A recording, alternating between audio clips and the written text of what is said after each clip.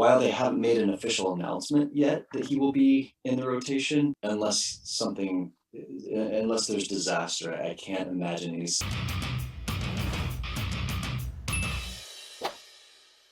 Okay, Levi, thank you so much for your time. Can you tell us a little bit about you because our viewers might not be familiar with your work? Yeah, I am the beat writer. I cover the Texas Rangers for a website called The Athletic. This is my third year with The Athletic.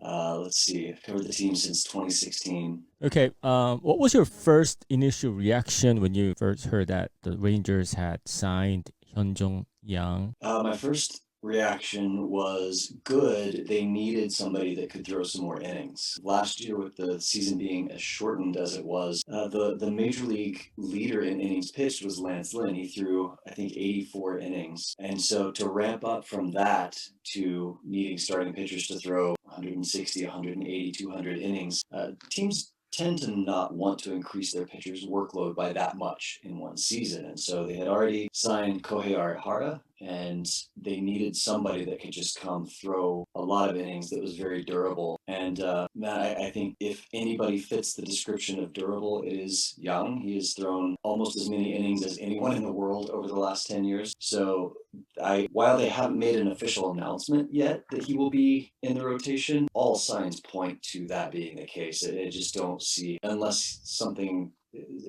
there's disaster, I can't imagine any scenario in which he's not a regular starting pitcher for them. Wow, that sounds very promising. Because Yang comes from Kia Tigers. It's the most popular team in KBO, so a lot of the fans here are a little bit concerned. Talking to some team officials, what have you heard from them about their assessment of Yang? It's still pretty early. I think a lot of their assessment has been just based on scouting that they've done before. So watching him pitch in Korea, watching film, and then talking to him personally as they were going through the process of signing him. He was a little bit delayed getting into camp because of just making sure that he got his visa issues taken care of, and then once he got here, kind of going through quarantine. And so I think he's sort of only just now kind of getting into the swing of things, so to speak. And so I haven't heard a ton of sort of assessment from them on what he's done since he arrived, but they did seem very impressed with him, just based on what they had seen before and based on the scouting reports, and that he seems to be a very intelligent pitcher, seems to be somebody who is not just a thrower, but knows how to pitch, throws a lot of pitches, and I think they expect also that for there to be some advantage to him with it being his first year in the big leagues. You know, the longer that a pitcher is in the league, the more hitters face the pitcher, the more they kind of get a feel for what he does. And so I think the thought is that especially this first year, it will be a benefit to him that the hitters in the league are not that familiar with him. Wow. Okay, sounds very promising once again. But what are some of his, I guess, primary competition do you see as the spring training progresses? What kind of competition should he expect? Yeah, so part of it depends on how the team actually builds their rotation. There's been a lot of talk that they might not go with a traditional 5-man rotation this year. And so maybe they're going to go with a 6-man rotation, or maybe they might have one spot in the rotation be like a piggyback, is what they call it, where one pitcher throws the first 3 innings and then the next pitcher throws the next 3 innings. And so it's not a traditional starter's role. So it kind of depends on how they decide to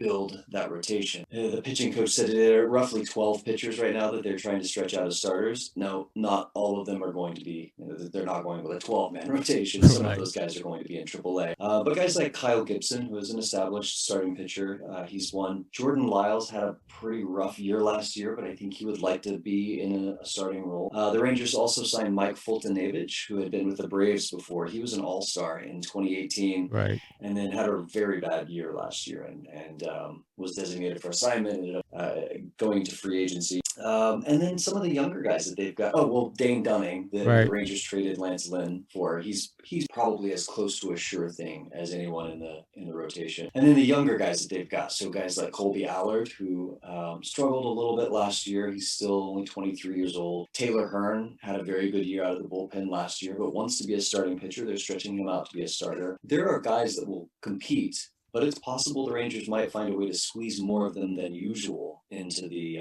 rotation.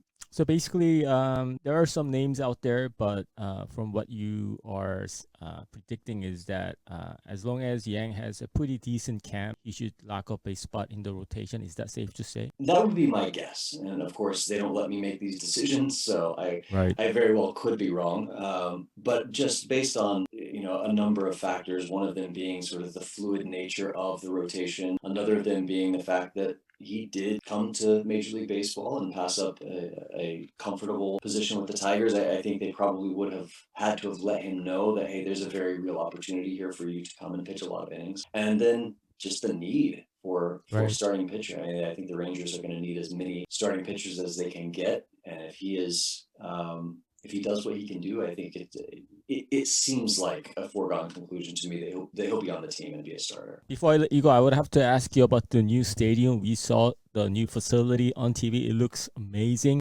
You've been there. Can you tell us a little bit about it, about the facility as a ballpark? And also, is it a pitcher-friendly park or is it a hitter-friendly park? What's your assessment on the new stadium? So, because of COVID-19, we didn't really get to go down and walk around in the concourse area much last year. And Right. then when I was there for the World Series, of course we could have, but there were so many fans down there, Right. I didn't really want to. So most of what I have seen of the stadium is from the press box, and it's a much higher press box than the old stadium. So I'm really looking forward to kind of things getting back to normal, where I can walk around the stadium and see all of the new amenities. As far as a hitter's park versus a pitcher's park, with the roof closed, it really seemed to play like a pitcher's park last year. Okay. The home runs were down. A couple of the guys, Gallo specifically mentioned that there were a couple of balls that he hit that he thought, yeah, I really got that one. It's going to clear, and it didn't go out. But with the roof open, it seems like it plays a little more hitter friendly. We saw in the World Series, the Dodgers had no problem hitting the ball out of the ballpark. Right. So because it was only a 60-game season, and then we got the postseason games in as well, I think that's something to watch for this year, to see if that continues to be a trend or if that was maybe something that just kind of got in the players' heads a little bit in 2020. Wow. Okay. Well, it looks amazing on TV.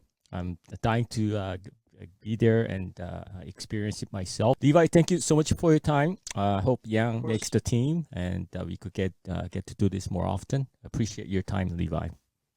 Absolutely. Pleasure to do it. Thank you.